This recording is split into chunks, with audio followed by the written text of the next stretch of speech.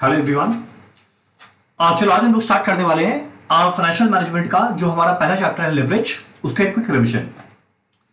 चलो इस चैप्टर को स्टार्ट करने के पहले 2 मिनट का बेसिक बैकग्राउंड कि इस चैप्टर लिवरेज में हम लोग को क्या पढ़ना है।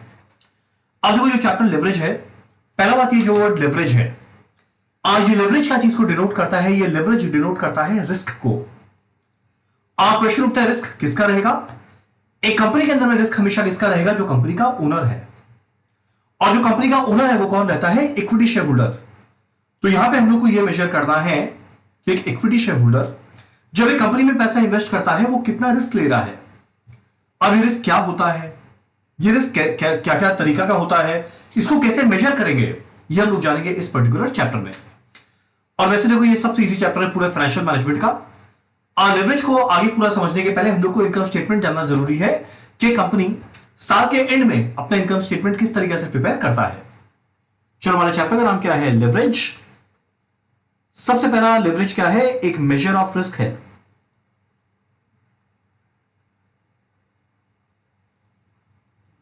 ठीक, अब जरा इनकम स्टेटमेंट को देखिए क्या है। सबसे पहले इनकम स्टेटमेंट को अगर हम लोग देखें, हमारा शुरुआत क्या चीज से होने वाला है? सेल वैल्यू के साथ। तो हमारा पहला लाइन क्या आएगा? Sale value. सबसे पहले आया सेल। क्वेश्चन उठता है सेल कैसे मिलेगा? आइदर क्वेश्चन में सेल का वैल्यू दिया रहेगा, अगर बाई चांस सेल का वैल्यू नहीं दिया है घबराना मत। सेल का वैल्यू नहीं दिया तो सेल्स क्वांटिटी वो जरूर देगा।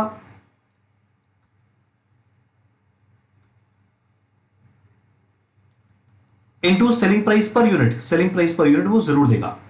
तो हमारा सेल वैल्यू कैसे आएगा? कितना क्वांटिटी बेचा इनटू किस रेट में बेचा, सेल वैल्यू। माइनस करेंगे वेरिएबल कॉस्ट। देखो कॉस्ट होगा दो तरीका का, एक रहेगा वेरिएबल कॉस्ट, एक रहेगा फिक्स कॉस्ट। जो ऑपरेटिंग नेचर का खर्चा है ये दोनों को ऑपरेटिंग एक्सपेंस बोलते हैं। जो ऑपरेटिंग यानी डे टू डे ऑपरेशन में खर्चा लगता है वो रहेगा दो, आइदर रहेगा फिक्स कॉस्ट या रहेगा वेरिएबल कॉस्ट।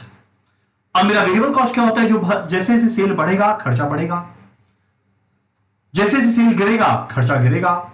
मेरा फिक्स कॉस्ट क्या होता है? भली नंबर ऑफ यूनिट बढ़े या गिरे मेरा खर्चा क्या रहेगा? सेम कांस्टेंट, वो मेरा क्या है? Fix cost. तो देखो मेरा वेरिएबल कॉस्ट और फिक्स कॉस्ट का कैलकुलेशन कैसे किया जाएगा? हमारा वेरिएबल कॉस्ट का कैलकुलेशन कैसे किया जाएगा? ये generally as a percentage of sale देगा। मान लो 50% ऑफ सेल, तो भैया जितना सेल वैल्यू आया उसका 50%, या मान लो 40% ऑफ सेल, तो जितना सेल वैल्यू आया उसका 40%। या इसको कैलकुलेट करने का एक और तरीका क्या रहेगा? कितना क्वांटिटी बेचे, sales quantity into variable cost per unit, यानी हर एक यूनिट में वेरिएबल कॉस्ट क्या लगा इंटू कितना यूनिट प्रोड्यूस करके हम लोग बेचे। ठीक, तो स्टार्ट किए सेल वैल्यू के साथ, माइनस किए वेरिएबल कॉस्ट, मुझे क्या मिलेगा? कंट्रीब्यूशन। अब ये वर्ड कंट्रीब्यूशन को कंट्रीब्यूशन क्यों बोलते हैं ये आप लोग कॉस्ट के पढ़ेंगे मार्जिनल कॉस्टिंग बोल के चैप्टर में बहुत डिटेल में। तो सेल माइनस वेरिएबल कॉस्ट क्या आया? कंट्रीब्यूशन। कंट्रीब्यूशन से माइनस करना है फिक्स कॉस्ट, मेरे को सीधा मिलेगा earnings before interest and tax. इसको आइदर बोलते हैं ईबीआईटी या कुछ लोग इसको बोलते हैं PBIT, profit before interest and tax, दोनों चलेगा। तो देखो sale minus variable cost contribution minus fix cost EBIT, और मेरा ये दोनों किस नेचर का खर्चा था? ऑपरेटिंग नेचर का। यानी डे टू डे ऑपरेशन में गुड्स को बनाकर बेचने तक जो खर्चा लगे वो मेरा ऑपरेटिंग खर्चा है। गुड्स को बनाकर बेचने तक जो खर्चा लगे वो मेरा ऑपरेटिंग खर्चा है। यानी शॉर्ट अगर आप लोग को कॉस्ट शीट के बारे में आइडिया है तो कॉस्ट शीट में जो लास्ट में कॉस्ट ऑफ सेल निकालते हैं, कॉस्ट शीट में जो लास्ट में कॉस्ट ऑफ सेल निकालते हैं ना, वो मेरा डे टू डे ऑपरेशन का टोटल खर्चा है। तो उसमें पूरे के पूरे को हम लोग कुछ वेरिएबल बांटते हैं कुछ फिक्स्ड में, और वही वेरिएबल कॉस्ट फिक्स कॉस्ट में यहां पर आता है। तो sale less variable cost contribution less fix cost, मुझे क्या मिलेगा? ईबीआईटी का फुल फॉर्म क्या? Earnings before interest and tax. Earnings before interest and tax. ठीक, अब earning before interest and tax के बाद मेरा क्या आने वाला है? देखो नाम खुद बता रहा है earning before interest and tax. पहले माइनस क्या करेंगे? इंटरेस्ट का कॉस्ट। तो देखो हम लोग अगला क्या माइनस किए? Interest cost. आप क्वेश्चन उठता है जो मेरा इंटरेस्ट का खर्चा है ये क्या डे टू डे ऑपरेशन का खर्चा है? बिल्कुल नहीं। हमारा इंटरेस्ट का खर्चा किस तरह का माना जाएगा? फाइनेंशियल नेचर का।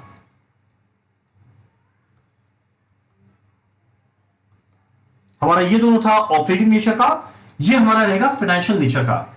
तुम लोगों ने फाइनेंशियल नेचर का खर्चा मतलब क्या, देखो अब ऐसा है ना,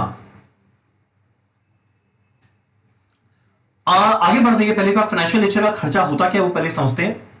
देखो मेरा फाइनेंशियल कॉस्ट क्या रहेगा, अगर एक कंपनी को पैसे का रिक्वायरमेंट है, लॉन्ग टर्म फंड का रिक्वायरमेंट है, तब ये क्या करेगा, पैसा कहीं से रेज करेगा, और जहां से भी रेज करेगा वो फ्री में तो देगा नहीं, उसके अगेंस्ट में कुछ पैसा एज अ कंसिडरेशन वो चार्ज करेगा। अब जो ये कंपनी कहां से पैसा रेज कर सकता है, आइदर वो रेज कर सकता है इक्विटी शेयर, या वो रेज कर सकता है प्रेफरेंस शेयर, या वो रेज कर सकता है डिवेंचर, या वो रेज कर सकता है बैंक से लॉन्ग टर्म लोन। ठीक, ये सब सोर्स है पैसा फाइनेंस करने के लिए। अब इक्विटी शेयर को जब डिविडेंड मिलेगा वो फिक्स्ड रेट पे नहीं रहता, प्रेफरेंस शेयर होल्डर को प्रेफरेंस डिविडेंड मिलेगा फिक्स्ड रेट पे, डिवेंचर होल्डर को हर साल इंटरेस्ट मिलेगा फिक्स्ड रेट पे, और लोन को हम लोग हर साल इंटरेस्ट लेंगे फिक्स्ड रेट पे। तो देखो ये सारा का सारा सोर्सेज है फाइनेंस का, long term sources of finance, sources of finance. तो से फाइनेंस करने का सोर्सेज है, तो इन सोर्स को जो जितना हम लोग कंसिडरेशन देंगे वो खर्चा ही वही लेके आएगा फाइनेंशियल नेचर का। इसी वजह से ईबीआईटी का जो हम लोग माइनस किया इंटरेस्ट, उसका नेचर क्या है, फाइनेंशियल नेचर का। आप प्रश्न उठता है इंटरेस्ट का कैलकुलेशन कैसे किया जाएगा, बड़ा सिंपल है भैया, जितने रुपए का डिवेंचर या लोन का वैल्यू था वो मुझे पता है, मान लो 5 लाख रुपए का लोन लिए और मान लो इंटरेस्ट रेट है 10%, तो इंटरेस्ट क्या देंगे, 5 लाख का 10% कितना आएगा, 50,000। Very easy. तो जितना डिवेंचर या लोन का वैल्यू है इनटू इंटरेस्ट रेट, तो sale minus variable cost contribution minus fixed cost EBIT तक पहुंचे। ईबीआईटी के बाद माइनस किए इंटरेस्ट, मेरे को क्या मिलेगा, EBT, earnings before tax, earnings before tax. देखो नाम है अर्निंग्स बिफोर टैक्स, तो माइनस करना पड़ेगा टैक्स। ये कौन सा टैक्स है, इनकम टैक्स, इनडायरेक्ट टैक्स नहीं है, इनकम टैक्स। तो माइनस करेंगे टैक्स, मान लो मैंने टैक्स दिया हुआ है 50, मान लो टैक्स दिया हुआ है 30%, तो अगर बाई चांस टैक्स परसेंटेज में दिया रहेगा, और बाई चांस क्या हमेशा वैसे ही दिया रहेगा, जब टैक्स परसेंटेज में रहेगा ये क्या चीज का रहेगा, लास्ट में जितना प्रॉफिट कमाए उसी भी तो टैक्स देंगे। तो टैक्स देने के पहले देखो जस्ट क्या कैलकुलेट किया हुआ था, ईबीटी मान लो 1 लाख, तो टैक्स क्या देंगे, इस 1 लाख रुपए का 30%, तो जो ईबीटी आया उसका वो परसेंटेज रहेगा। मेरे को सीधा सीधा क्या मिल जाएगा, अर्निंग्स आफ्टर टैक्स। ठीक, तो sale minus variable cost, contribution minus fixed cost, EBIT minus interest, EBT minus tax, EAT, earnings after tax, यानी टैक्स देने के बाद कंपनी ने कुल मिला के कितना कमाया। अब टैक्स देने के बाद कंपनी ने कुल मिला के जितना कमाया उससे अप्रोप्रिएट किया जाएगा, उससे पेमेंट किया जाएगा वो दो बाकी जो बच गए उनका। तुम लोग बाकी दो कौन बच गए, देखो डिवेंचर होल्डर और लोन को इंटरेस्ट दिया गया जो इधर आ गया। अब इक्विटी और प्रेफरेंस में पहले किसी को पे किया जाएगा, और जैसा कि आप लोग सब जानते हैं नाम है प्रेफरेंस शेयर होल्डर, जिसका फर्स्ट प्रेफरेंस है, तो ईएटी के बाद पहला प्रेफरेंस किसको मिलेगा, प्रेफरेंस शेयर होल्डर को क्या दिया जाएगा, प्रेफरेंस डिविडेंड। तो देखो इनको क्या दिया जाएगा, लेस करेंगे प्रेफरेंस डिविडेंड। क्वेश्चन उठता है प्रेफरेंस डिविडेंड का अमाउंट कैसे मिलेगा, जितना प्रेफरेंस शेयर कैपिटल था मान लो 10 लाख, मान लो डिविडेंड का रेट है 12%, तो क्या मिलेगा, जो 10 लाख रुपए का कैपिटल है इंटू 12%, 1,20,000। तो जैसे ही ईएटी में से प्रेफरेंस डिविडेंड दिए, अब फाइनली जो प्रॉफिट आएगा उसको बोलते हैं आफेश। तुम बोले what is the full form of आफेश, आफेश का फुल फॉर्म क्या है, earnings, earnings available for equity shareholder. और जितना कितना अप्रोप्रिएट नाम है, यानी फाइनली कंपनी में लास्ट में जाके जो प्रॉफिट बचा है वही तो वो इक्विटी वालों के लिए रहेगा, और एग्जैक्ट उसी को हम लोग क्या बोलने वाले हैं, earnings available for equity share holder. Equity share holder के लिए अर्निंग्स कितना अवेलेबल है, नॉर्मल बात है यहां तक, चलो वेरी इजी। तो देखो यहां तक हम लोग पढ़े इनकम स्टेटमेंट का फॉर्मेट। अब क्वेश्चन उठता है इनकम स्टेटमेंट में अगर हम लोग देखें तो देखो कुल मिलाकर खर्चा दो तरीका का था, एक variable cost fixed cost operating nature का था, अगला इंटरेस्ट हो गया, और जो प्रेफरेंस डिविडेंड हो गया ये फाइनेंशियल नेचर का था। Variable cost fixed cost operating nature का था, interest preference dividend financial nature का था, और देखो टैक्स तो भैया गवर्नमेंट का है, चलो ठीक है उसको हटाओ। अब हम लोग का ये पूरे इनकम स्टेटमेंट के अंदर में देखो एक बात समझाते हैं कि मतलब एक इनकम स्टेटमेंट के अंदर में, कंपनी के अंदर में जितना फिक्स कॉस्ट होता है ना, जितना फिक्स कॉस्ट वही उसके लिए रिस्क होता है। जितना ही कंपनी में फिक्स कॉस्ट होता है एग्जैक्ट वही उसके लिए रिस्क होता है। और देखो आप लोगों को ये बात पता है, high risk high gain, no risk no gain. जब जब कंपनी का अच्छा वक्त चलेगा ना तो ये फिक्स कॉस्ट बहुत अच्छा लगता है, और अगर बाई चांस वही कंपनी का बुरा वक्त चलेगा यही फिक्स कॉस्ट बड़ा चुभता है। जैसे एग्जांपल के तौर पे बताते हैं, देखो लॉकडाउन के पहले, अभी लॉकडाउन चल रहा है, लॉकडाउन के जस्ट पहले तक जब पिछले साल में स्टूडेंट्स का बहुत आना जाना रहता था, काफी स्टूडेंट जब आते थे तो जो हम लोग का रेंट, हमारा जगह जो मान लो रेंट पे है, वो जो रेंट है ना वो उतना चुभता नहीं था। क्यों? क्योंकि जब ज्यादा स्टूडेंट आ गए ना तो देखो फिक्स कॉस्ट तो आराम से मेरा पे हो जाएगा। पर वही जब ड्यूरिंग लॉकडाउन स्टूडेंट्स नहीं आ पा रहे हैं, क्लासेस नहीं कर पा रहे हैं, उनको ऑनलाइन करना पड़ रहा है, और काफी लोग जब ऑनलाइन क्लासेस करें तो ऑब्वियस है वो लोग यहां नहीं आ पाते, लॉकडाउन में नहीं आ पा रहे, तब पर फिक्स कॉस्ट तो पे करना पड़ेगा। तो जो फिक्स कॉस्ट पे करना पड़ेगा इस समय बड़ा चुभता है। ये देखो फिक्स कॉस्ट कितना विचित्र चीज है। एग्जांपल के तौर पे बताए, जब हम शुरुआत किए तो पहले टर्म में हम पढ़ाए थे 7 लोग को, तब भी मेरे को फिक्स कॉस्ट उतना ही देना पड़ता था रेंट। अगले टर्म में जब 50 लोगों को पढ़ाए तब भी फिक्स कॉस्ट उतना ही था पर मेरा इनकम बढ़ा। जब अगले टर्म में 100 लोग को पढ़ाए तब भी देखो फिक्स कॉस्ट उतना ही था पर मेरा इनकम बढ़ा। जब अगले टर्म में 250 को पढ़ाए मेरा फिक्स कॉस्ट उतना ही था पर इनकम बढ़ा। तो देखो फिक्स कॉस्ट कितना बढ़िया चीज है। यानी जब सेल्स बढ़ता रहता है ना तो फिक्स कॉस्ट में कहीं कोई दिक्कत नजर नहीं आता कि वो खर्चा तो उतना ही लगेगा। पर वही अगर बाई चांस बुरा वक्त आ जाए, कि मान लो 250 है, उसके अगले साल हो गया 100, तो ये इनकम कम हो गया पर खर्चा तो उतना ही लग रहा है। उसके अगले साल मान लो हो गया 5, देखो खर्चा इनकम कम हो गया पर खर्चा तो उतना ही लग रहा है। यानी फिक्स कॉस्ट अच्छे वक्त में अच्छा है, बुरे वक्त में बुरा है। यही कारण है कि फिक्स कॉस्ट ना एक रिस्क लेके आता है कंपनी के अंदर में। किस तरह का रिस्क? अब ये जो फिक्स कॉस्ट है, एक अगर बाकी सबको हम रब करें ताकि खाली जो चीज मेरे को बता रहे हैं उसी पे कंसंट्रेट कर पाए।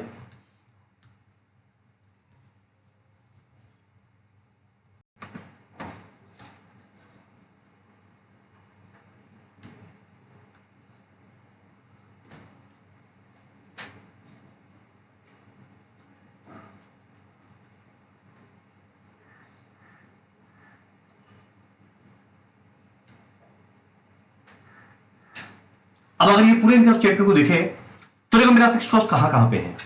मेरा पहला फिक्स कॉस्ट ये है, और जरा देखना ये कौन से नेचर का है, ऑपरेटिंग नेचर का है। अगर देखो हमारा फिक्स कॉस्ट कौन सा है, इंटरेस्ट, और जो हमारा प्रेफरेंस डिविडेंड है वो भी देखो फिक्स्ड नेचर का है। क्वेश्चन उठता है ये दोनों का नेचर कौन सा है, फाइनेंशियल नेचर का। तो देखो मेरा फिक्स कॉस्ट हम लोग बोल सकते हैं दो तरीका का है। एक मेरा रहेगा ऑपरेटिंग नेचर का फिक्स कॉस्ट, एक हमारा रहेगा इंटरेस्ट फाइनेंशियल नेचर का, और प्रेफरेंस डिविडेंड रहेगा फाइनेंशियल नेचर का।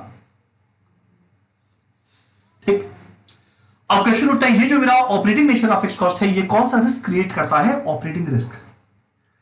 हमारा ये दोनों इंटरेस्ट और प्रेफरेंस डिविडेंड जो फाइनेंशियल नेचर का है ये कौन सा रिस्क क्रिएट करता है, फाइनेंशियल रिस्क।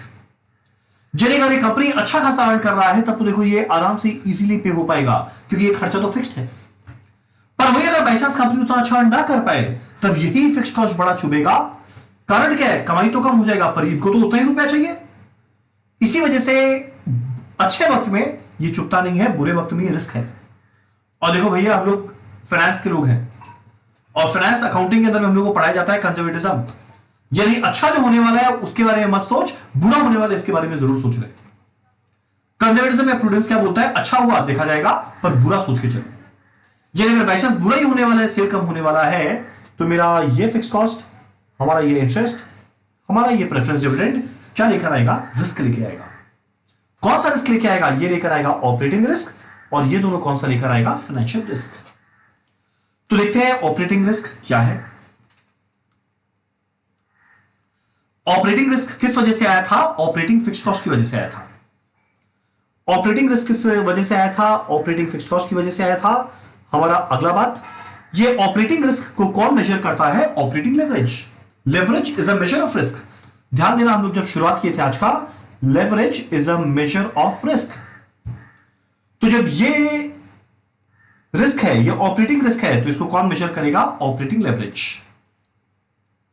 ठीक, ऑब्वियस बात है, जितना ज्यादा फिक्स कॉस्ट रहेगा उतना ज्यादा ऑपरेटिंग लेवरेज रहेगा, उतना ज्यादा ऑपरेटिंग रिस्क रहेगा। अब हमारा अगला क्वेश्चन उठता है, इसका फॉर्मूला क्या रहेगा? देखो, इसका फॉर्मूला समझना बड़ा आसान है। एक बार के लिए इमेजिन करते हैं सिचुएशन, मान लो हमारी कंपनी में प्रेफरेंस डिविडेंड नहीं है। एक बार के लिए इमेजिन करते हैं, मान लो हमारी कंपनी के अंदर में प्रेफरेंस डिविडेंड नहीं है। तो अगर प्रेफरेंस डिविडेंड नहीं है, एक बार के इसको हटा देते हैं, मान लो अभी तक यही है, तो हमारे ऑपरेटिंग लेवरेज का फॉर्मूला क्या बनेगा? देखो, ऑपरेटिंग लेवरेज किस वजह से आया था? Operating risk. ऑपरेटिंग रिस्क किस वजह से आया था? ये ऑपरेटिंग फिक्स्ड कॉस्ट। इसका फॉर्मूला क्या बनेगा? इसके ऊपर क्या कमाए थे? कंट्रीब्यूशन, डिवाइडेड बाय इसके नीचे क्या कमाए हैं? ईबीआईटी। फॉर्मूला क्या बनेगा? Contribution divided by EBIT. Similarly, जो हमारा इंटरेस्ट है वो फाइनेंशियल नेचर का था, और अगर ये फाइनेंशियल नेचर का है तो ये financial degree of financial leverage measure करने वाला है।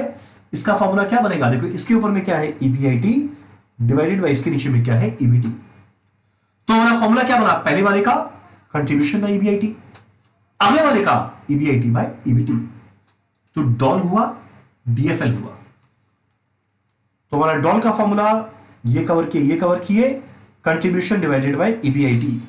ये इंटरप्रिटेशन देखते हैं 2 मिनट बाद।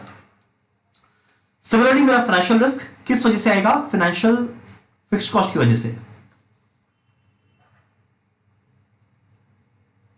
आप लोग बोलेंगे फाइनेंशियल फिक्स्ड कॉस्ट में क्या आता है? जैसे एग्जांपल, इंटरेस्ट आता है,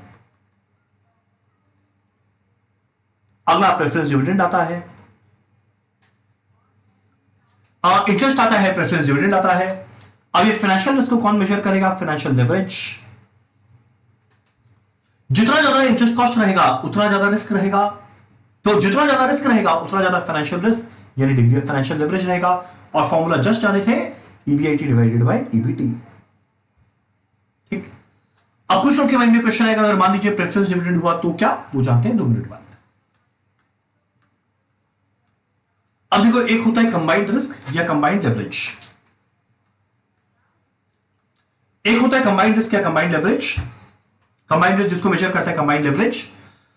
तो देखो, 2 तरह का रिस्क लिया हमारा इक्विटी शेयर होल्डर, एक लिया ऑपरेटिंग नेचर का, एक लिया फाइनेंशियल नेचर का, और अगर दोनों को जोड़ दे इसको हम लोग क्या बोलते हैं? कंबाइंड। हमारे कंबाइंड क्या चीज को मेजर करता है? Overall risk. ठीक, फॉर्मूला क्या बनेगा बताते हैं। देखो, डॉल का फॉर्मूला था और डीएफएल का फॉर्मूला था, हम लोग जाने, contribution divided by EBIT. DFL का है ईबीआईटी डिवाइडेड बाय ईबीटी, और डीसीएल का फॉर्मूला क्या बनेगा? DOL into DFL. और अगर डॉल इंटू डीएफएल करें तो पता है इवेंचुअली फॉर्मूला क्या बनकर निकलेगा? कंट्रीब्यूशन बाय ईबीआईटी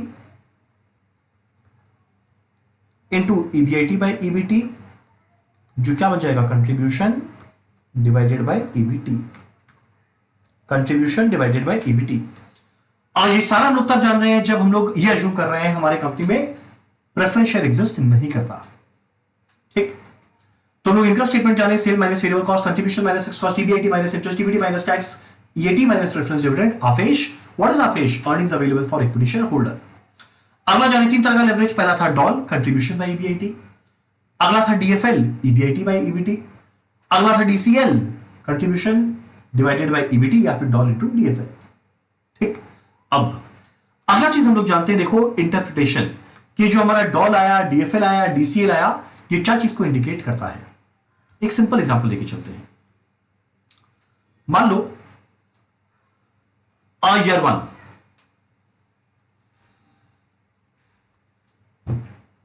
मान लो ईयर 1 में, एक बार हम बाकी सब पूरा कर देते हैं।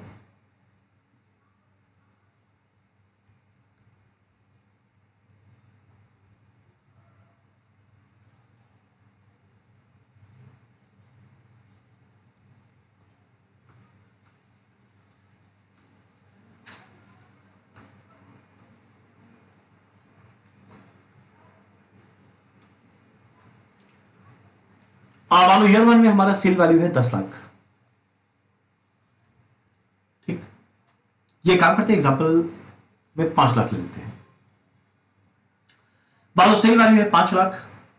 मान लो हमारा वेरिएबल कॉस्ट कितना है, ये काम करते हैं, हाँ चलो ठीक है, मान लो वेरिएबल कॉस्ट कितना है 50% ऑफ सेल, तो 2,50,000 हमारा कंट्रीब्यूशन क्या बनेगा 2,50,000, ठीक। माइनस करना है फिक्स कॉस्ट। मान लो हमारा फिक्स कॉस्ट कितना है, मान लो हमारा फिक्स कॉस्ट एग्जांपल लेते हैं, फिक्स कॉस्ट आ रहा है 1,50,000, तो हमारा ईबीआईटी क्या बन जाएगा 1,00,000। अब मान लो ईबीआईटी है 1,00,000, उसमें मान लो इंटरेस्ट का खर्चा है 50,000, हमारा ईबीटी क्या बन जाएगा 50,000। मान लो टैक्स रेट है 30%, तो 50,000 का 30% यानी 15,000 देंगे, ईएटी क्या बनेगा 35,000, ठीक। ये हुआ पहला साल। अब मान लो आगे बोला हुआ है कि सेकेंड ईयर में जो हमारा सेल है वो ठीक डबल हो गया। मान लो बोला जाए सेकेंड ईयर में हमारा सेल ठीक डबल हो गया, तो यहां पे कुछ लोग बोलेंगे यार ईयर 2 में अगर सेल वैल्यू डबल हो गया तो प्रॉफिट भी डबल हो जाना चाहिए। गलत सोच, बिल्कुल नहीं होगा। अब एक तरीका क्या पता है क्या है, एक तरीका है हम लोग पूरा इनकम स्टेटमेंट बनाकर कैलकुलेट करें, या दूसरा तरीका है हम लोग सीधा लेवरेज के फॉर्मूला से कैलकुलेट करें। अगर मान लो पहला साल के इनकम स्टेटमेंट में हमको 3 लेवरेज का वैल्यू निकालना पड़े, तो बताइए तीनों लेवरेज कितना आएगा। देखो डॉल क्या होगा, कंट्रीब्यूशन डिवाइडेड बाय ईबीआईटी, यानी 2,50,000 बाय 1,00,000 2.5 टाइम्स। नेक्स्ट हमारा डीएफएल, हमारा डीएफएल क्या बनेगा, degree of financial leverage financial cost की वजह से आया था, फॉर्मूला क्या बनेगा ईबीआईटी बाय ईबीटी, 1,00,000 बाय 50,000 कितना आएगा 2 टाइम्स। हमारा डीसीएल कैलकुलेट करने का दो तरीका है, आइदर डॉल इंटू डीएफएल कर दे यानी 2.5 इंटू 2 5, या अगला तरीका है contribution divided by EBT, 2,50,000 by 50,000 कितना आएगा 5 टाइम्स, ठीक। अब ईयर 2 में अगर बाई चांस बोले सेल डबल हो गया, तो एक बार जरा इनकम स्टेटमेंट बनाकर देखना क्या होगा। सेल अगर डबल हो जाए तो भैया ये बन जाएगा 10 लाख, हमारा वेरिएबल कॉस्ट भी डबल हो जाएगा, या ये बोल सकते हैं 50% ऑफ सेल है तो 10 लाख का 50% 5 लाख, कंट्रीब्यूशन 5 लाख। पर ध्यान देना मेरा फिक्स कॉस्ट क्या रहेगा सेम 150, ये बनेगा 350। ध्यान देना हमारा इंटरेस्ट फिक्स कॉस्ट है ये रहेगा सेम,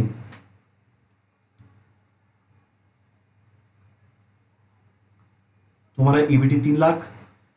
और टैक्स देना पड़ेगा जितना कमाए उसका 30%, तो इसका 30% देंगे 90,000, यानी क्या बनेगा 2,10,000, ठीक। अब एक बात समझना आराम से, पता नहीं कोई यहां पर हुआ क्या, यहां पर ऐसा हुआ कि सेल हो गया हमारा डबल,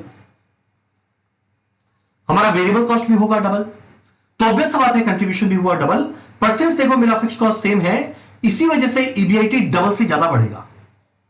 क्वेश्चन उत्तर डबल से ज्यादा कितना बढ़ेगा, ये इंडिकेट करता है डॉल, यानी सेल के चेंज होने पे वेरिएबल कॉस्ट एग्जैक्ट उतना ही चेंज होगा परसेंटेज की टर्म्स में, कंट्रीब्यूशन एग्जैक्ट उतना ही चेंज होगा, पर फिक्स कॉस्ट सेम रहेगा, तो ईबीआईटी उससे ज्यादा बढ़ेगा। कितना बढ़ेगा ये कौन बताता है, डॉल। जाएगा डॉल 2.5 टाइम्स, ये इंडिकेट करता है कि सेल के 1% चेंज होने पे ईबीआईटी 2.5% बदलेगा। सेल अगर 1% चेंज हुआ तो देखो वेरिएबल कॉस्ट भी 1% चेंज होगा, कंट्रीब्यूशन भी 1% चेंज होगा, परसेंट मेरा फिक्स कॉस्ट सेम रहता है, इसलिए ईबीआईटी 1 से ज्यादा चेंज होगा। एग्जैक्ट कितना चेंज होगा, जितना डॉल है 2.5%। तो देखो एक के अगेंस्ट में 2.5% चेंज होगा, एक के अगेंस्ट में 2.5%, तो अगर सेल डबल हुआ मतलब अगर 100% बढ़ रहा है तो एक के अगेंस्ट में 2.5, तो 100 के अगेंस्ट में क्या आएगा 100 इंटू 2.5 यानी 250%।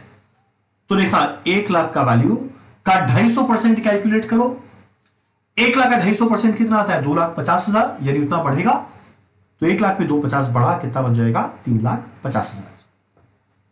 क्लियर है यहां तक। अब सिंस ये हमारा 250% बढ़ा, अब उसके बाद देखा जाए तो देखो ये 100% चेंज हुआ था, ये भी 100%, ये भी 100%, ये सेम था, पर ये चेंज हुआ 250%। अब देखो अगला बात है मेरा इंटरेस्ट का खर्चा, हमारा इंटरेस्ट का खर्चा भी सेम है, इसी वजह से जितना ईबीआईटी बढ़ेगा उससे कहीं ज्यादा ईबीटी बढ़ने वाला है, तो ईबीआईटी टू 50% बढ़ा, और जो मेरा अगला खर्चा है वो सेम रह गया, तो उसका अगला कॉस्ट उससे ज्यादा बढ़ेगा ना। क्वेश्चन उठता है वो कितना बढ़ेगा, ये कौन बताता है, डीएफएल। इंटरेस्ट की वजह से चीज हुआ, इंटरेस्ट फाइनेंशियल नेचर का था, कौन बताएगा, डीएफएल। क्वेश्चन उठता है कैसे, एक के चेंज होने पे ये डीएफएल क्या बताएगा, अगर ईबीआईटी 1% चेंज हुआ, अगर ईबीआईटी 1% चेंज हुआ तो ये फाइनेंशियल फिक्स कॉस्ट के होने की वजह से जो अगला आइटम आएगा ईबीटी या मान लो ईएटी या मान लो ईपीएस, वो कितना चेंज होगा, 2%। यानी एक के अगेंस्ट में चेंज होगा 2, एक के अगेंस्ट में होगा 2, तो ये अगर एक के अगेंस्ट में 2 होता है तो 250 के अगेंस्ट में 500% हो जाएगा। तो एक काम करना जरा, 50,000 का 500% निकालना यानी 5 गुना करना, 2.5 लाख रुपया बढ़ना चाहिए। तो देखो 2.5 लाख रुपया बढ़ के 3 लाख ये बना है, और उसके आगे मेरा हर चीज वापस 500% चलता रहेगा। तो इस बात को समझो, हुआ क्या, एकदम सिंपल सा बात। सेल अगर 1% चेंज हुआ, वेरिएबल कॉस्ट भी 1 होगा, फिक्स कॉस्ट भी कंट्रीब्यूशन भी 1 होगा, परसेंट मेरा फिक्स कॉस्ट सेम रहेगा, तो ईबीआईटी 1 से ज्यादा होगा। एग्जैक्ट कितना होगा कौन बताता है, डॉल। नेक्स्ट, जितना भी मेरा ईबीआईटी आएगा, इंटरेस्ट सेम रहेगा, तो ईबीटी उससे ज्यादा चेंज होगा, तो ईबीआईटी से ईबीटी तक कौन बताता है, डीएफएल। तो तुम लोगों ने डीसीएल क्या बताता है, सेल के 1 चेंज होने पे आखिरी में कितना चेंज होता है, 5, तो 100 के चेंज होने पे आखिरी में क्या चेंज हुआ, 500। तो इसीलिए देखो हमने यहां पे एक ठो साइड ब्रैकेट टाइप बनाया है। क्या है वो जरा देखो, सेल के चेंज होने से ईबीआईटी में कितना चेंज आएगा वो बताया है डॉल। ईबीआईटी के चेंज होने पे ईबीटी या ईएटी या ईपीएस तक कितना चेंज होगा ये बताया है डीएफएल। और सेल के चेंज होने से आखिरी लाइन कितना चेंज होगा ये बताता है डीसीएल। क्लियर है यहां तक? तो ये था हमारा लेवरेज का इंटरप्रिटेशन। तो देखो हम लोग डॉल में क्या जाने कि जो भी हमारा डॉल है ये क्या इंडिकेट करता है, कितना परसेंट चेंज होगा EBIT due to percentage change in sales. यानी मान लो हम लोग डॉल कैलकुलेट किए 3 टाइम्स, अगर डॉल कैलकुलेट किए 3 टाइम्स, ये इंडिकेट करता है कि अगर बाई चांस सेल 1% चेंज हुआ, अगर बाई चांस 1% चेंज होता है in sales, comma EBIT will change by 3%। अगर सेल्स 1% चेंज होता है, ईबीआईटी विल चेंज बाय 3%। तो कभी कभी एग्जाम में बोलेगा, मान लो अगर सेल 5% बढ़ जाए तो बोलो ईबीआईटी में कितना इंपैक्ट आएगा, तो 5% चेंज इन सेल्स के लिए EBIT will change bye 5 into 3 15%। ठीक है ना? तो मेरा रिक्वेस्ट है प्लीज को घर जाके रटने मत बैठ जाना, घर में रटने मत बैठ जाना, अपने आप कॉमन सेंस लगा के सोचना। सेल 1% बढ़ेगा, वेरिएबल कॉस्ट 1, कंट्रीब्यूशन 1, पर फिक्स कॉस्ट सेम, ईबीआईटी 1 से ज्यादा। किस वजह से वो ऑपरेटिंग फिक्स कॉस्ट की वजह से, कौन बताएगा, डॉल बताएगा। डन, ये था हमारा डॉल। नेक्स्ट हमारा है डीएफएल। और डीएफएल का फॉर्मूला हम लोग जाने, EBIT divided by EBT, EBIT divided by EBT. और एक और चीज जाने कि जितना मेरा ईबीआईटी चेंज होगा, सिंस मेरा इंटरेस्ट सेम रहता है तो ईबीटी उससे ज्यादा चेंज होगा। तो ईबीआईटी के चेंज होने पे ईबीटी कितना चेंज होता है, और इवेंचुअली टैक्स भी उतना ही परसेंट चेंज रहेगा, ईएटी भी उतना ही चेंज रहेगा, यानी अर्निंग्स पर शेयर भी उतना ही चेंज रहेगा। यानी ईबीआईटी के चेंज होने पे ईपीएस कितना चेंज होगा ये कौन बताता है, डीएफएल। यानी मान लो डीएफएल अगर आया हुआ है 5 टाइम्स, मान लो डीएफएल आया हुआ है 5 टाइम्स, इट इंडिकेट्स, तो ये क्या इंडिकेट करेगा,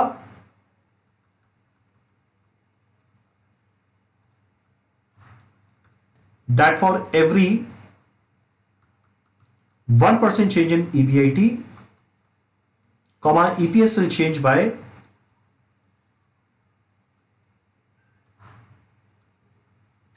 EPS will change by 5%।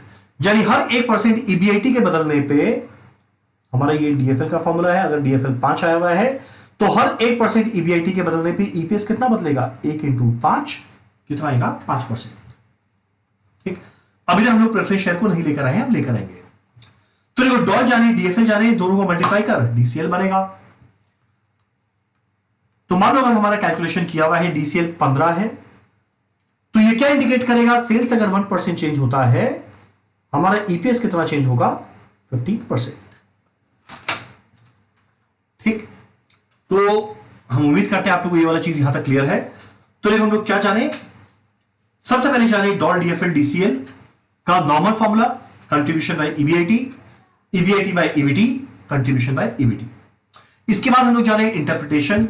Interpretation क्या था कि सेल्स के चेंज होने पे कितने परसेंटेज चेंज इन सेल्स के होने पे, अपने आप सोचो, सेल 1% तो variable cost 1, contribution 1, fix cost same, यानी ईबीआईटी 1 से ज्यादा, कौन बताया, डॉल, यानी कितना परसेंट ईबीआईटी चेंज होगा due to change in sales. अब जितना चेंज हुआ ईबीआईटी में, परसेंट मेरा इंटरेस्ट सेम रह गया, तो इस वजह से ईबीटी या ईएटी या ईपीएस चेंज होगा, तो परसेंटेज चेंज इन ईपीएस क्या रहेगा। और जैसे दोनों को कंबाइन करें तो जैसे मल्टीप्लाई करते हैं, देखो डॉल इंटू डीएफएल होता है डीसीएल, तो जैसे हम लोग मल्टीप्लाई करेंगे हमारा परसेंटेज चेंज इन ईबीआईटी जाएगा, क्या बचेगा, कितना ईपीएस में चेंज आएगा due to percentage change in sales. Clear है यहां तक। और ये सारा सारा कैलकुलेशन हम लोग जो करते हैं वो सब किस में आएगा, टाइम्स में। ठीक, तो लोग यहां तक जाने। एक दो छोटा छोटा और बात। अब अगला क्वेश्चन उठता है, अगर बाई चांस हमारे कंपनी में प्रेफरेंस शेयर भी आ जाए तब इस केस में क्या होगा। देखो, प्रेफरेंस शेयर के आने पे बदलाव क्या आएगा, तो देखो हमारा लेवरेज था मेन दो तरीका का, डॉल डीएफएल फिर डीसीएल मल्टीप्लाई करके बना।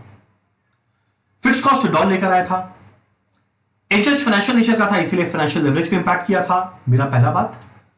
जो हमारा प्रेफरेंस डिविडेंड है, जो हमारा प्रेफरेंस डिविडेंड है ये कौन से नेचर का है, फाइनेंशियल नेचर का। और सिंस ये फाइनेंशियल नेचर का है तो ऑब्वियस सा बात है फाइनेंशियल लेवरेज को इंपैक्ट करेगा। और कारण भी क्या है, ये मेरा फिक्स्ड नेचर का है, तो फिक्स कॉस्ट है इसीलिए रिस्क है, इसीलिए लेवरेज में आएगा। क्वेश्चन उठता है कौन सा रिस्क है, जो इसका नेचर है वो फाइनेंशियल नेचर था। जेरी डॉल का जो फॉर्मूला कंट्रीब्यूशन बाय ईबीआईटी था वो तो सेम रहेगा, पर डीएफएल का फॉर्मूला में बदलाव आएगा। अभी तक ईबीआईटी बाय ईबीटी था पर नहीं, अब बदलाव आएगा। क्वेश्चन उठता है क्या बन जाएगा, अब हमारा फॉर्मूला बन जाएगा डीएफएल का, जो ईबीआईटी था वो था डिवाइडेड बाय ईबीटी तक तो लिखे थे, एक और चीज माइनस क्या हो जाएगा, preference dividend upon 1 minus tax rate. यानी अगर बाई चांस हमारे क्वेश्चन में प्रेफरेंस शेयर आ गया तो जो फॉर्मूला अभी तक चल रहा था ईबीआईटी बाय ईबीटी वो तो रहेगा, पर ईबीटी के साथ माइनस क्या कर देंगे, preference dividend divided by 1 minus tax rate. कारण क्या, देखो डॉल का फॉर्मूला क्या था, कंट्रीब्यूशन बाय ईबीआईटी, ईबीआईटी मतलब क्या था, कंट्रीब्यूशन माइनस फिक्स कॉस्ट। यानी भैया फिक्स कॉस्ट के पहले क्या कमाए थे वो माइनस करने के बाद क्या बचा। सिमिलरली अभी तक जो हम लोग लिखते थे फॉर्मूला डीएफएल का वो क्या था, ईबीआईटी बाय ईबीटी, यानी EBIT divided by EBIT minus interest. यानी इंटरेस्ट को पे करने के पहले क्या कमाए वो माइनस करने के बाद क्या हो गया। पर वही एक चीज देखो, यहां पे तो दो मेरा खर्च आ गया फिक्स नेचर का, तो ईबीआईटी था, ईबीआईटी से इंटरेस्ट हटाए ईबीटी बचा, पर एक और फाइनेंशियल खर्चा आया प्रेफरेंस डिविडेंड, तो वो भी माइनस करना पड़ेगा। पर अगला क्वेश्चन उठता है डिवाइडेड बाय 1 माइनस टी क्यों किए, कारण ये है, देखो ईबीआईटी हमारे प्री टैक्स नेचर का खर्चा है, टैक्स के पहले का, सॉरी खर्चा नहीं, टैक्स के पहले का आइटम है। ईबीटी प्री टैक्स है, और जो प्रेफरेंस डिविडेंड है वो ध्यान दो पोस्ट टैक्स है, और अगर ये पोस्ट टैक्स है इसको प्री टैक्स बनाने के लिए डिवाइड बाय 1 माइनस टी करना पड़ा। इसका एक इंटरप्रिटेशन देखो, अगर मान लो प्रेफरेंस डिविडेंड है 140 रुपीज, मान लो टैक्स रेट है 30%, तो क्वेश्चन उठता है क्या 140 रुपए के प्रेफरेंस डिविडेंड को पे करने के लिए 140 रुपए कमाने से काम हो जाएगा, बिल्कुल नहीं, उससे ज्यादा कमाना पड़ेगा। फिर प्रेफरेंस डिविडेंड का पेमेंट होगा टैक्स देने के बाद, जब 140 रुपए के डिविडेंड को पे करना है तो प्रॉफिट उससे ज्यादा कमाना पड़ेगा। क्वेश्चन उठता है एग्जैक्ट कितना कमाना पड़ेगा, 140 divided by 1 minus tax rate, 30% माने 30 बाय 100 0.3, कितना आएगा 140 बाय 0.7 200। तो देखो जब एक कंपनी 200 रुपया कमाएगा तो उस पर 30% टैक्स देगा, तो 140 बचेगा जिससे प्रेफरेंस डिविडेंड पे हो पाएगा। तुम लोग ये सब झमेला क्या इसमें नहीं होता था, बिल्कुल नहीं, क्योंकि ये दोनों टैक्स के पहले का चीज था, और अगर टैक्स के पहले का चीज था तो भैया जितना कमाए उससे पेमेंट हो जाएगा। यही कारण है कि प्रेफरेंस डिविडेंड को हम लोग डिवाइड करते हैं 1 माइनस टी से, क्या बनाने के लिए, प्री टैक्स। यानी इन शॉर्ट अगर समराइज करें, कुल मिला के पूरे चैप्टर में क्या पढ़े, पहला income statement, sale minus variable cost, contribution minus fixed cost EBIT minus interest EBT minus tax EAT minus preference dividend आफिश। अगला पढ़े तीन formula, DOL, DFL, DCL. DOL का फॉर्मूला क्या था, contribution divided by EBIT. DFL का formula क्या था, EBIT divided by EBT. DCL क्या बनेगा, डॉल इंटू डीएफएल, यानी कंट्रीब्यूशन डिवाइडेड बाय ईबीटी। ये सारा आ रहा है टाइम्स में। एक बात, अगर बाई चांस हमारी कंपनी में प्रेफरेंस डिविडेंड आ जाए तो इससे डॉल को कोई फर्क नहीं पड़ेगा, क्योंकि फाइनेंशियल नेचर का है वो, तो फाइनेंशियल लेवरेज में इंपैक्ट आएगा। तब इस केस में हमारा फॉर्मूला क्या हो जाएगा, ईबीआईटी डिवाइडेड बाय ईबीटी तक था minus preference dividend by 1 minus tax rate. ठीक, तो इवेंचुअली डीसीएल के फॉर्मूला में भी चेंज आएगा, क्योंकि अब डॉल का फॉर्मूला तो सेम रह गया। जब मल्टीप्लाई होगा डॉल और डीएफएल तो ईबीआईटी ईबीआईटी गया, क्या बचेगा, contribution divided by EBT minus preference dividend by 1 minus tax rate. अगर इंटरप्रिटेशन का बात करें तो इंटरप्रिटेशन में डॉल का इंटरप्रिटेशन क्या था, सेल 1 चेंज होगा, variable cost 1%, contribution 1%, fix cost same, यानी ईबीआईटी 1% से ज्यादा, तो क्या लिखेंगे, percentage change in EBIT due to percentage change in sales. अब एक और ईबीआईटी पहुंच गया, उसके बाद इंटरेस्ट और प्रेफरेंस डिविडेंड माइनस करने के बाद लास्ट में जो ईपीएस बचता है वो कितना चेंज होगा, percentage change in EPS due to percentage change in EBIT. तो डीसीएल क्या बनेगा, पहला लाइन से आखिरी लाइन तक, तो आखिरी लाइन क्या है, ईपीएस में कितना बदलाव आएगा, or due to percentage change in sales. ठीक, तो ये क्विक रिवीजन नहीं, ये पूरा डिटेल्ड कंसेप्चुअल डिस्कशन हो गया है। ठीक, चलिए सारा का सारा चीज हम लोग डिस्कस किए, अब कुछ कुछ छोटा छोटा बात जानना है, जिसके बाद हम लोग का चैप्टर खत्म हो जाएगा। क्या है वो छोटा छोटा कुछ बात, जरा देखो। सबसे पहला, एग्जाम में कभी कभी वर्ड यूज करेगा पीवी रेशियो। पीवी रेशियो क्या होता है, आप लोग डिटेल में जानेंगे मार्जिनल कॉस्टिंग के अंदर में। पीवी रेशियो का फॉर्मूला होता है contribution divided by sale into 100। चलिए मान लो सेल वैल्यू 100 रुपया है, मान लो अगर सेल वैल्यू 100 रुपया है, वेरिएबल कॉस्ट 60 रुपया है, तो कंट्रीब्यूशन कितना आएगा, 40। हमारा पीवी रेशियो क्या बनेगा, 40 बाय 100 इंटू 100, 40%।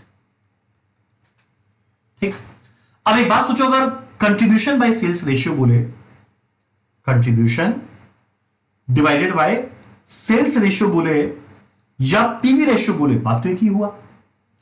तो कंट्रीब्यूशन बाय सेल्स रेशियो या पीवी रेशियो है 40%, तो ऑब्वियस सा बात है वेरिएबल कॉस्ट का परसेंटेज क्या बन जाएगा, वेरिएबल कॉस्ट का परसेंटेज क्या बन जाएगा, 60%। तो देखो इसीलिए हम लोग सेकेंड लाइन क्या कंक्लूड कर सकते हैं, जितना मेरा पीवी रेशियो था प्लस वेरिएबल कॉस्ट का परसेंटेज मिलाकर क्या रहेगा, 100%। अगला होता है अर्निंग्स पर शेयर और रिटर्न ऑन इक्विटी। अब देखो अर्निंग्स पर शेयर और रिटर्न ऑन इक्विटी, ये दोनों कैलकुलेशन हम लोग हमेशा करते हैं from the view point of equity share holder. ये सारा कैलकुलेशन हम लोग करते हैं from the view point of equity share holder. Equity share holder के व्यू पॉइंट से हम लोग कैलकुलेट करते हैं। अब सोचो इक्विटी शेयर होल्डर तो भैया कंपनी का ओनर है, उसको क्या मिलेगा, जो लास्ट में बच गया। अगर मान लो प्रेफरेंस शेयर एग्जिस्ट करता है, लास्ट में क्या बचेगा, आफेश, तो आफेश हो उसको मिलेगा, निकालना है अर्निंग्स पर शेयर। अर्निंग्स पर शेयर तो कितना कमाया आफेश, पर शेयर कितना कमाया, divided by number of equity shares. अगला रिटर्न ऑन इक्विटी, इक्विटी वाला कितना परसेंट कमाया, तो देखो ये एक्सप्रेस किए रुपये पर शेयर में, ये एक्सप्रेस करते हैं परसेंटेज में। इक्विटी वाला कितना परसेंट कमाया, तो इक्विटी वाले को क्या मिल रहा है, आफेश डिवाइडेड बाय वो कितना पैसा इन्वेस्ट किया था, जो इक्विटी का वैल्यू था, इनटू 100। लेवरेज चैप्टर के अंदर में एक क्वेश्चन जो काफी फेमस है, उसमें एक टर्म का प्रयोग होता है असेट टर्नओवर रेशियो। देखो वैसे तो इस चीज को हम लोग बहुत ज्यादा डिटेल में जानेंगे रेशियो एनालिसिस में, स्टिल सेंस यहां पे आता है इसीलिए हम इसको बता रहे हैं। असेट टर्नओवर रेशियो,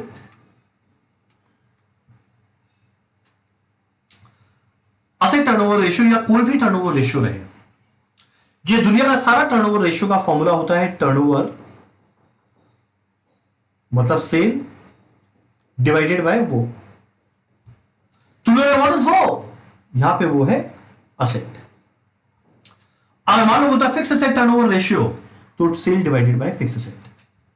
अगर मान लो बोलता डेटर टर्नओवर रेशियो, तो सेल डिवाइडेड बाय डेटर, और दो ऊपर क्रेडिट सेल होता, रेशियो एनालिसिस में जानेंगे। अगर मान लो बोलता करेंट असेट टर्नओवर रेशियो, तो turnover divided by current asset. तुम लोगों ने क्या काम आएगा, एग्जाम में कभी कभी टोटल असेट का वैल्यू दे देगा और असेट टर्नओवर रेशियो दे देगा, तो उससे मेरे को सेल मिलेगा ना, और यही से हम लोग शुरुआत करेंगे अपने इनकम स्टेटमेंट का। क्लियर है यहां तक। एग्जाम में एक आखिरी बात, कभी कभी एग्जाम में मिसिंग फिगर प्रॉब्लम पूछता है। जब income statement bits and parts में इंफॉर्मेशन दे देगा, मिसिंग फिगर प्रॉब्लम पूछता है, तब इस सिचुएशन में अगर बाई चांस, एक ऑब्वियस बात है, अगर बाई चांस क्वेश्चन में इंटरेस्ट का वैल्यू दे, अगर बाई चांस क्वेश्चन में इंटरेस्ट का वैल्यू दे, तो ऑब्वियस सा बात है इंटरेस्ट फाइनेंशियल नेचर का है, हम लोग डीएफएल के फॉर्मूला को यूज करके आगे बढ़ेंगे। पर वही एग्जाम में अगर बाई चांस फिक्स कॉस्ट का वैल्यू दे, तो फिक्स कॉस्ट ऑपरेटिंग नेचर का है, इसमें डॉल के फॉर्मूला को यूज करके हम लोग आगे बढ़ेंगे। ठीक, अगला बात, एक छोटा सा बात और, एग्जाम में कभी कभी ईएटी ही दे देता है, ईएटी, और साथ में टैक्स रेट दे देता है, तो घबराना मत, ईबीटी आराम से मिल जाएगा। कैसे मिल जाएगा? जो ईएटी का वैल्यू है उसको डिवाइड बाय 1 माइनस टी करेंगे, ईबीटी मिल जाएगा। यानी ईएटी है आफ्टर टैक्स, अगर उसको बनाना है बिफोर टैक्स तो डिवाइड बाय 1 माइनस टी करना पड़ता है। देखो जस्ट कुछ देर पहले हम लोग जाने भी थे ये सेम बात, कब? जब हम लोग प्रेफरेंस डिविडेंड के बारे में बात कर रहे थे। या फिर एक सिंपल तरीका, पूरा इनकम स्टेटमेंट बनाए, sale minus VC, contribution minus FC, EBIT minus interest, EBT minus tax, sorry EBIT minus tax, EBT minus tax, EAT. मान लो ईएटी दिया हुआ है 210, टैक्स रेट दिया हुआ है 30%, तो इसका मतलब क्या कि अगर बाई चांस ईबीटी 100 रुपया होगा तो टैक्स देना पड़ेगा 30, तो ईएटी क्या बचेगा 70। यानी ये 210 रुपया रिप्रेजेंट करता है 70 को, ये 210 रुपया रिप्रेजेंट करता है 70 को, तो 100 का वैल्यू क्या होगा? सो 210 रिप्रेजेंट करता है 70 को, तो 100 का वैल्यू क्या होगा? 300। माइनस टैक्स 30% कर दे 90, क्या बचेगा? ईएटी 210। ठीक, तो ये दो चार छोटा छोटा बात था। एक आखिरी बात हम लोग का, जो हमारा डिग्री ऑफ फाइनेंशियल लिवरेज है, जो ट्रेडिंग एंड इक्विटी है, इसको काफी बार बोला जाता है, देखो टर्म, इसका मतलब क्या? दो-धारी तलवार।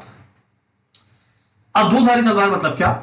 सोचो अगर एक तलवार में एक तरफ धार है, तो हम लोग आराम से, मान लो कोई युद्ध में कर रहा है, आराम से तो दुश्मन का गला काट सकता है। पर वही अगर दो-धारी तलवार है तो एक इधर भी मार सकते हैं, उधर भी मार सकते हैं, पर इसमें रिस्क क्या है? अपने खुद का भी अंगुली कटने का, खुद का भी गला कटने का। मारे जोर से ऐसे किए, स्वैग में खुद का कट गया गला। तो बना ये दो-धारी तलवार है। तुम लोग किस सेंस में दो-धारी तलवार है? देखो, और मान लो जैसा कि हम बताया था, अगर बाई चांस सिचुएशन बढ़िया चल रहा है, सिचुएशन बढ़िया का मतलब क्या? और मान लो इकोनॉमी अच्छा चल रहा है, या मेरा सेल्स बढ़े जा रहा है, तब तो देखो फिक्स कॉस्ट लगता है ना, हम कुछ चुभेगा नहीं, क्योंकि सेल्स तो बढ़ता रहेगा पर फिक्स कॉस्ट उतना ही रहेगा। पर वही बाई चांस अगर इकोनॉमी खराब है, यानी सेल्स गिर रहा है, मेरा सेल्स कम हो रहा है, तो उस समय वही फिक्स कॉस्ट चुभने वाला है। यानी अच्छे वक्त में तो फटाफट काम करेगा, पर बुरे वक्त में मेरा खुद का गला काट के निकल जाएगा। तुम लोग नहीं, थोड़ा ढंग से बताते हैं। देखो, मान लो हमारी कंपनी है जिसके अंदर में रिटर्न ऑन इन्वेस्टमेंट, जिन्हें बाई चांस कुछ पैसा, मान लो बाई चांस कुछ पैसा हम लोग इस कंपनी के अंदर में इन्वेस्ट करते हैं, तो मान लो कंपनी से रिटर्न आता है 15%। ठीक, और मान लो हम लोग बैंक के पास जाके लोन लिए या डिवेंचर से पैसा लिए, तो उसको इंटरेस्ट देना पड़ेगा, मान लो 10%।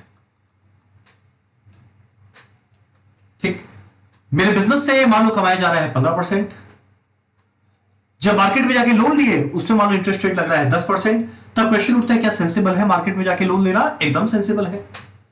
कारण क्या है? 5 लाख रुपए का लोन लेके आ, सोचो मेरा रुपया नहीं है, किसी और का रुपया हम 5 लाख लेकर आए, उसको बिजनेस में इन्वेस्ट किए, 15% कमाए, 5 लाख का 15% कमाए, और साल के में 5 लाख का 10% इंटरेस्ट के फॉर्म में दे दिए। 5 लाख का 15% कमाए और 5 लाख का खाली 10% दे दिए, तो देखो 5 लाख का 5% तो मेरे पास बचा रह गया।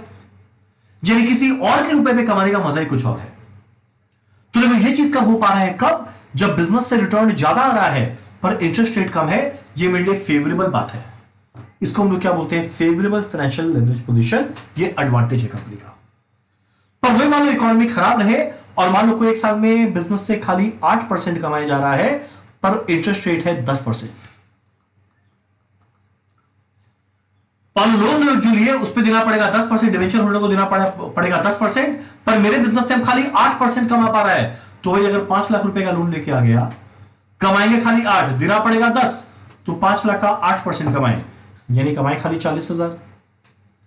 इंटरेस्ट देना पड़ेगा 5 लाख का 10%, यानी 50,000। इसका मतलब जितना कमाए वो तो पूरा का पूरा दे दिए, जो बाकी 10,000 रुपया वो अपने घर से निकालकर और दिए। यानी जब इंटरेस्ट रेट ज्यादा रहे, रिटर्न ऑन इन्वेस्टमेंट कम रहे, तो ये मेरे लिए अनफेवरेबल बात है। उस समय लोन मत लेना, फाइनेंशियल लेवरेज मत लेना। और कंपनी न्यूट्रल कब रहेगा? जब मान लो रिटर्न भी आ रहा है 10% और इंटरेस्ट रेट भी है 10%, तो भैया जितना कमाए एग्जैक्ट उतना दे दिया, हम न्यूट्रल है। करना है कर, नहीं करना है मत कर, ना मेरा कुछ फायदा है ना मेरा कुछ नुकसान है। तो मेरा बोलने का मतलब क्या था, जब ये अच्छा वक्त है, जब ये सिचुएशन है, तो कितना मस्त बात है, किसी और के रुपए पे कमा रहे हैं, बहुत बढ़िया बात। पर वही अगर खराब वक्त है, तब इस केस में मेरे घर से रुपया निकल के चला जाएगा। इसी वजह से जरूरी है कि फाइनेंशियल लेवरेज हमेशा बेस्ट रहेगा। यानी लोन लेना या प्रेफरेंस शेयर से पैसा लेना हमेशा बेस्ट सिचुएशन रहेगा, जरूरी नहीं है। वो डिपेंड करता है क्या मेरे लिए फेवरेबल सिचुएशन चल रहा है या फिर अनफेवरेबल। ठीक, इसी वजह से इक्विटी वाले को लास्ट में क्या मिला, इसको कैलकुलेट करने का एक तरीका होता है। इक्विटी वाले को क्या मिला, जो उसका खुद का रुपया था उस पे मान लो ये 15% कमा रहा है। एक आप फर्स्ट सिचुएशन लेकर चलते हैं कि बिजनेस से 15% रिटर्न आता है। सिचुएशन लेके चलते हैं, बिजनेस से 15% रिटर्न आता है, बिजनेस से 15% कमाए।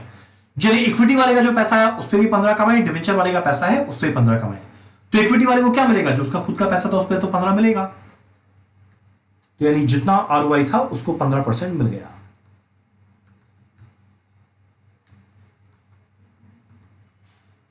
प्लस अब जो डिवेंचर वालों से पैसा लिए उस पर भी कमाएंगे तो 15, पर देना खाली उनको 10 है। तो भैया कमाएंगे तो 15%, पर देना खाली 10 है। तो देखो कमाए 15%, देना खाली 10 है, यानी 5% एक्स्ट्रा बचा कितने रुपए पे, जितना डिवेंचर का वैल्यू था। मान लो 5 लाख रुपए का डिवेंचर का वैल्यू था, तो 5 लाख का 15% कमाया, 5 लाख का 10% दिया, तो 5 लाख का 5% बच गया ना। और जो भी चीज कंपनी में बचता है उस पर किसका अधिकार होता है, इक्विटी शेयर होल्डर का। तो इस रुपए को कौन शेयर करने वाला है, इक्विटी वाला। जब इक्विटी वाला अपने रुपए पे तो ये जो कमाया वो तो कमाया, दूसरे के रुपए में 15 कमाया 10 दिया, यानी 5% ज्यादा बचा, कौन शेयर करेगा, सारे इक्विटी वाले मिलकर। तो लास्ट में जितना भी परसेंटेज आएगा, वो उसका रिटर्न रहा। पर ध्यान देना टैक्स देने के बाद, कि जितना कमाया टैक्स तो देना पड़ेगा, तभी तो लास्ट में इक्विटी वाले को मिलेगा। तो ये हमारा कंसेप्ट था पूरा का पूरा लेवरेज का। डन, चलो बाय।